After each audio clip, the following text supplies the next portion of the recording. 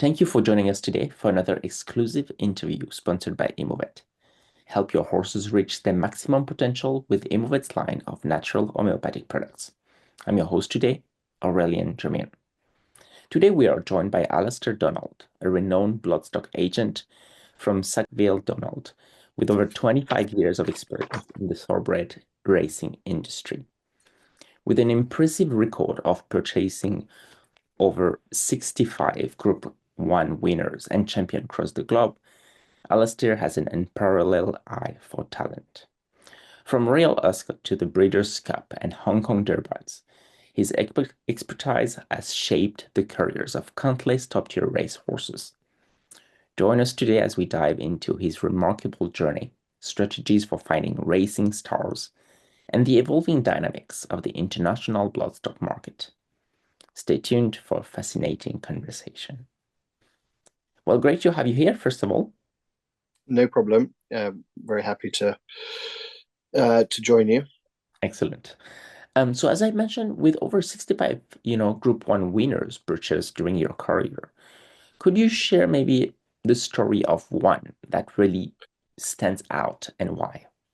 I think we hadn't actually updated the website. I think we're up to sort of 85 now. Ooh, Um, oh my goodness. but I suppose one recent one, a filly called Winter Power. She won the oh my god, complete mind blanks. the Nunthorpe Group 1 at York. That makes it And even more natural. That's great. for King Power, and she was quite a cheap yearling. She cost 90,000 euros. Okay. And what was sort of most satisfying was she had quite an obscure pedigree by a quite unfashionable stallion in Bungle in the Jungle. And I remember when I bought her, I was sort of chatting to some friends, fellow agents, and trainers in the bar afterwards. And we had quite a good budget to buy for King Power, and they were all like, "Why the hell have you bought that Bungle in the Jungle filly?" And nobody liked it. Nobody liked her, and they were Oh, all wow. quizzing me. And I remember we had a spread bet with amongst three of us afterwards that I can't remember the amount we put on it, but it was every point over 80 time form. Mhm. I was up, and then they were down. That was the spread, and then she went on to win a Group 1, so it was rather satisfying. For sure, I can imagine. Wow, that's incredible. But yeah, she was one that sort of stands, coming from nowhere really, and she was a bit of a speed freak. For sure, for sure. When you're evaluating potential purchases, how do you normally balance pedigree against, physical conformation as your approach maybe even evolved over your 25-year career? I think a lot of it really depends on budget, but to start off with, I would look at all of the horses as a physical to start with. So I have to like the horse. The horse has to be the right physical, and then really the pedigree values how much the horse is going to make. So the better your budget is, the better pedigree you can buy. But I would still always, even with a small budget, would still want to have the right conformation for what I look for. But obviously, it would have a lesser pedigree for a lesser budget. And as as your budget increases, you can be fussier and fussier on the bet and pick the higher quality pedigrees. But overall, you start with the conformation. Fair enough. Do you think that makes it easier or harder if your budget is kind of, unlimited or if really you can afford? You tend to have to deserve it. You tend to have had to have some success to start with to get the better budgets. Not always the case. Some people come in and find a client with when they haven't had very much experience. Um, but I think what comes with the bigger budgets is more pressure and expectation, and the eye is on you. You're in the focus of everyone, Fair. and it doesn't guarantee True. the more success, the bigger budget. A lot of our Group 1 winners have actually been from from lower to medium budgets. Obviously, if you're buying very well bred fillies for sort of foundation type families, you need a bigger budget for that, or possible stallion prospects. But actually, the statistics on the average price for a Group One winner in the UK is probably about £100,000. So it Okay. shows that actually in that medium region, sometimes you're better off. Excellent. Very good. You've had a quite a remarkable success, purchasing horses for Hong Kong specifically, with three Derby winners. What specific qualities do you look for in a horse, really distinct or destined for that Asian racing? For Hong Kong, I mean, for starters, 95% of their races will be on very firm ground, which is the same for a lot of the foreign markets. It's quite the climate can be quite warm, and they can often have to carry quite big weights. So you do need a decent sized horse. You tend to want to, preferably, it's not always the case, but you want a horse of around 16 hands and 500 kilos. But a horse, it's a tight, quite claustrophobic environment for a horse. So they need to have a very solid temperament because it Oh, can be training on the track and the multi-story type car park stabling. It's not like the big green fields and open spaces they might have been used to. wow. So they do need to have a very good mind, but good conformation, fast ground, nice, strong, robust horse. Obviously, preferably, you always like to have a horse with a good turn of foot. But I think the horses who do well in Hong Kong tend to be pretty tough, Okay. with the good minds and robust physiques to cope with the sort of quite aggressive um, style of racing. Yeah, that's definitely a very unique market, I guess, Hong Kong, because It of is, its. and I think Hong Kong takes a lot of the. It's a bit of a combination of European racing, American racing, Australian. It takes the best of all of those jurisdictions, I think, and there's a lot to like about their racing, and it's exciting, good results, and since their budgets have increased, the quality has become very, very strong out there. From the last meeting in December, they got two of the highest rated horses in the world currently. Wow, excellent. Among the many champions, you've identified, including Royal Ascot and Breeders' Cup winners, which gave you the earliest indication of their potential? Um, Tricky question because some of them are bought as proven horses, so you already know they're quite good, but they've improved a lot. But in terms of as a yearling, I remember we bought Chriselliam, who won the Breeders' Cup Juvenile, and she was champion 2 year old filly in Europe, and she cost 40,000 guineas from book two. And I remember Charlie Hill saying to me in March of her 2 year old career, literally after her first gallop, that the head lad or the guy, an old boy who had been riding her, said, "This is the best we've had in many a year."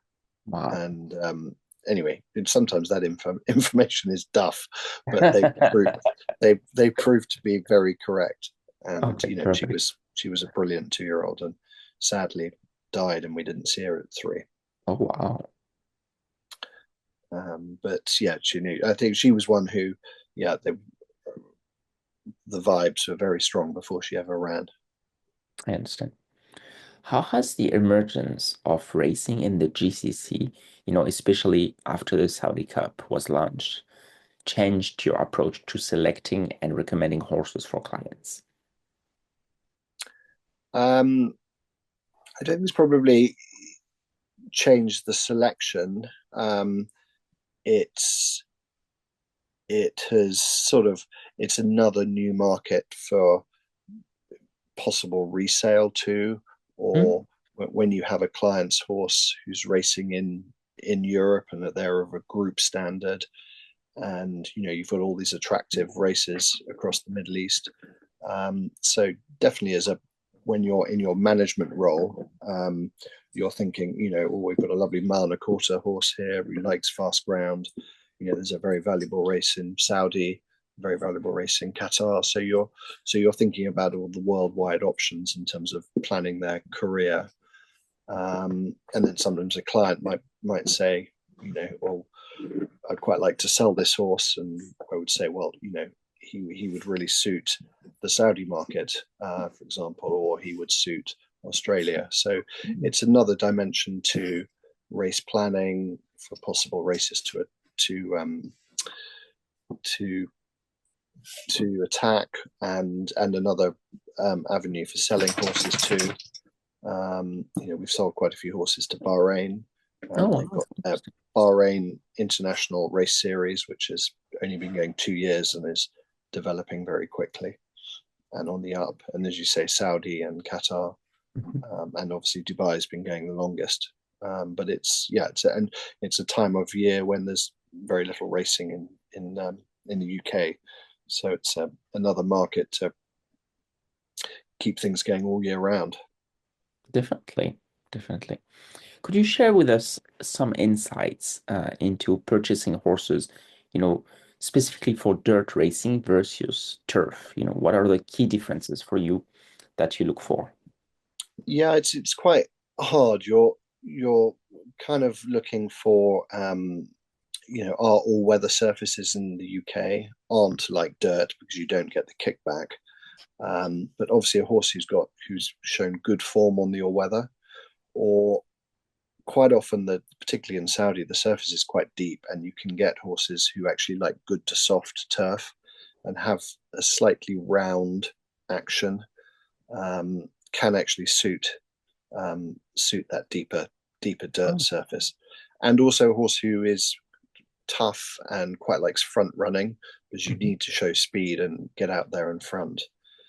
And then as well, if maybe they've got an American pedigree, there are a lot of horses who are imported from America as foals and yearlings and resold. So, if you've got a horse with an American pedigree, that's going to give you an indication that he could well like the dirt. So the pedigree is a big help. But some all weather form and the gait, that slightly round pulling action, can suit the dirt racing. Excellent.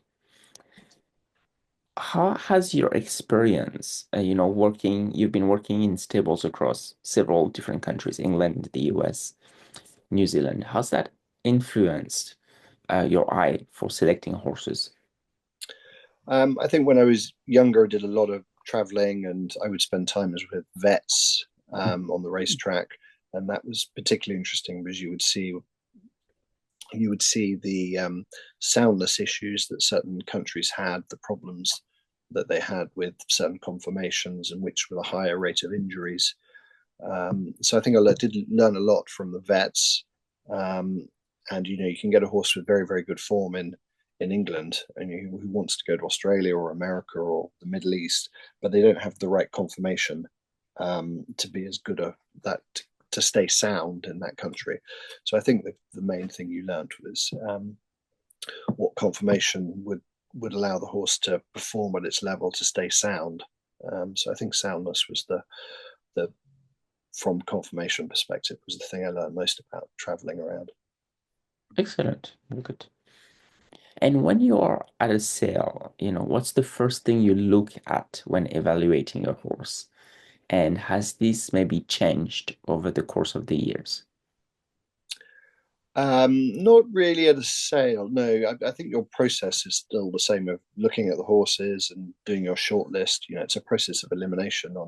You can look at about 100, with yearlings, you can look at about 150 a day. Wow. So of those 150, you probably on day one, you're so say you've got to buy five, you go from 150 first look to second look, you might be looking at 50. Okay. Um, and then from that 50, you've reduced it to a third look of 20, and then you might be vetting. Then you're going through the pedigree in deeper. Mm. deeper, and you decide actually that mare, those last three progeny weren't very good, so you take that one off. So your 20 goes down to 10, then maybe you Wow. vet, well, 12, and then maybe you vet 12 and you lose 3 or 4 on the vet. So your list, it's the whole process is this process of elimination. But I think the only thing that's changed in the years is the information that is available on the internet. You can gain the information of the progeny, what their ratings were, and what distances they ran over, what the mares coming up next. So all of that information is so easily available compared to in the past. And also from a client's perspective, it's so easy to take photographs on your phone, or the sales companies now have all the pictures and the videos online. Whereas before you would just have to be giving your client a physical description of the horse, so they would trust Oh, your wow. personal opinion a lot more than they do now. So now you might say, well, these are the 5 I really like, and they might look at the videos and say, oh no, I don't like those, or I only like that one. And actually, the videos online can be quite deceptive. They do flatter a lot of horses. Oh, wow. So it's probably definitely better to go in person. Completely. Even myself, I can look at videos online. I think, oh, those 6 look nice, and when you go and actually see them in the flesh, they're definitely not as nice. Often the way. So it's very risky buying just off photos and Sure, online. sure. Is it common for clients to share more technological information? Like over the years, I feel like technology has also got into that, market or Yes, industry. there's statistics and replays. With horses in training now, I could message WhatsApp a client and say, watch the replay of the 3:30 at Ascot, and they can do that within seconds. Wow. 20 years ago, we'd have to be ordering a video and of the replay, and it would 10 days before that arrived, and a deal would take forever. Well, Oh my it'd take God. a couple of weeks before you even Sure. made an offer. Now, offers are coming in for horses half an hour after they've gone through past the post. So the technology has made it a lot easier from that respect, and everything can be done on your phone and photos and WhatsApps and replays. But then, maybe it's taken some of the skill out of it and judgment, and Sure. it's made it easier for a lot more people to do it without much experience, maybe, Sure. putting it politely. Yeah. Sure. So you've bought a lot, as you mentioned earlier, actually, you've bought quite a lot of successful horses at various, price point. What's your philosophy on finding a good value in that market? Good value. I mean, there's always horses of good value at every sale, but it's obviously the premier sales. It's hard to buy. I mean, it's a tricky one, because you could still. They're always, you only really know if they're good value a year later when they're running. So it's it's a hard one. But you need, at the end of the day, you need to be at nearly all of the sales, um, and do the hard legwork, Sure. and there will be value. And there's times when you buy horses and you think, oh, that's a great bargain. There's other times you think, oh, well, I overpaid, but it's a lovely horse, and you don't really find out until later in the once they start running. I mean, obviously buying fillies, you can see the pedigree. You think, well, that's great value, because even if she's not very good, she's got the residual value for her breeding. Or horses in training, like the Tattersalls October horses in training sale, where there's 1,400 horses. There's, sometimes you can think, well, geez, that horse is rated 90, and we bought him for 50 grand, and he's sound and tough. That's great value. So I think horses in training are always better value for money than yearlings, because yearlings, you have the dream of what might be. Sure. But horses in training is definitely a better value market. For the book one this year, the average price was 450,000 for a yearling.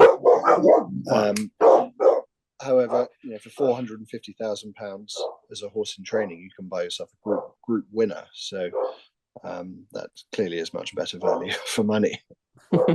That's very true.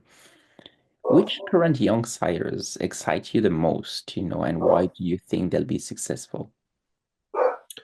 Oh God, need to. I need to kind of have a list in front of me here now for that. Always gives me a big blank. I think Blue Point is looking very exciting. Okay.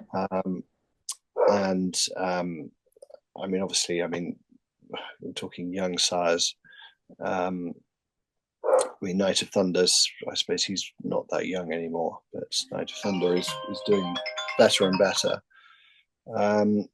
Of the, oh gosh, I'm really having a mind blank here. I need to slightly see a list of stallions in front of me here. Well, you definitely have quite a few horses. You mentioned even an increase from my numbers I have. Right. That is a lot. But yeah, no, you've always got to be on the there's a lot of good stallions out there, and again, it's slightly relative to how much you've got to spend. And lots of even the unfashionable stallions can always, all of them get a good one. That it's more a case of some of the stallions that you're a bit wary of, that are starting to disappoint, or their horses don't look very genuine. So I think it's almost more important to avoid the mistakes in this industry. Knowing when not to buy a horse is almost more important than saying, look, that's the best one there.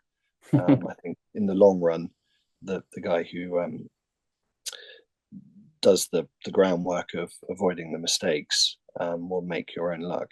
And if For you know what I sure. mean. That is very important indeed. On Uh, to the last question. Any specific anecdotes that you would like to share, that are either funny or maybe illustrate that Bloodstock consulting is kind of an unexpected business? oh well, it's a great business, because I mean, at the end of the day, you're kind of a salesman, but Sure. you really get to enjoy the rewards of when horses win races, which is hugely exciting. And they become good clients, can become friends for many a year, and celebrating big wins. You sell someone a car or a house, it's at the end of the day, that tends to be the buyer's decision. Sure. And they're not going to come back to you and say, why the hell did you sell me that house? It's rubbish. So it is very rewarding but stressful. And it's such a globe, everyone knows everyone in the world. And it's a really fun bunch of people. And you go to Tattersalls, for example, and you've been hard at work trying to buy horses all week, and then you're in the restaurant at night and everyone's laughing and winding each other up, and having it's a real sort of it's a good sort of global family of people. Yeah, you have the people you don't like, but there's many good people. And it's hugely rewarding. It's the end of the day, we're making our lives out of trying to make a horse go faster than another horse. It's quite bizarre how much money is involved with that.